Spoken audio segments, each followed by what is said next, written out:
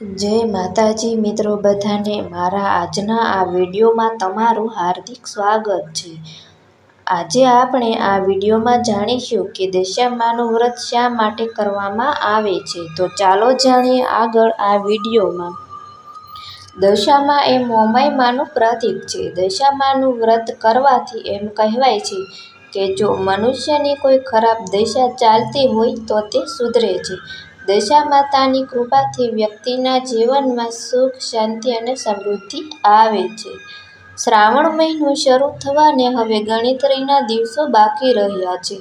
આ મહિનામાં અનેક તહેવારો અને ઉત્સવો આવે છે, જેમાં લોકો વ્રતો અને ઉપવાસ કરતા હોય છે।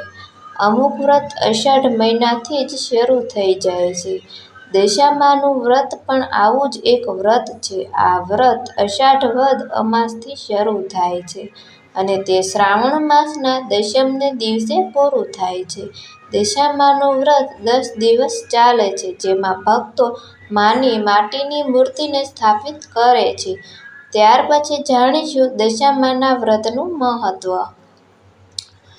આ વ્રતમાં 10 દિવસ સુધી દશામાતાની પૂજા અર્ચના અને આરાધના કરવામાં આવે છે।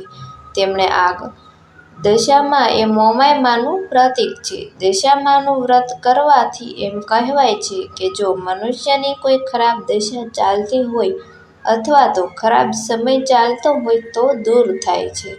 દશામાતાની કૃપાથી વ્યક્તિના જીવનમાં સુખ, શાંતિ અને સમૃદ્ધિ આવે છે। ત્યાર પછી જાણીશું કે આ વ્રત કેવી રીતે કરવું। મોટા ભાગે મહિલાઓ આ વ્રત કરે છે। આ વ્રત કરનારી મહિલાઓ દશામાની સાઢણી પર બિરાજમાન હોય એવી મૂર્તિની સ્થાપના કરે છે। 10 દિવસ શ્રદ્ધાપૂર્વક માતાની પ્રતિમાની પૂજા અર્ચના કરવામાં આવે છે।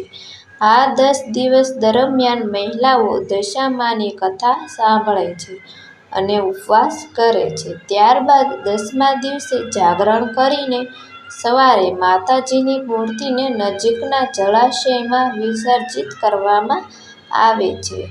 માની આરાધનાથી ભક્તોની પરિસ્થિતિ સુધરે છે અને માતાજી તેના પર કૃપા કરે છે। આ વ્રત 5 વર્ષ કરવામાં આવે છે। 5મા વર્ષે આ વ્રતની ઉજવણી કરવામાં આવે છે। જય માતાજી, બધા મિત્રોને ચેનલને સબસ્ક્રાઈબ કરી દેજો।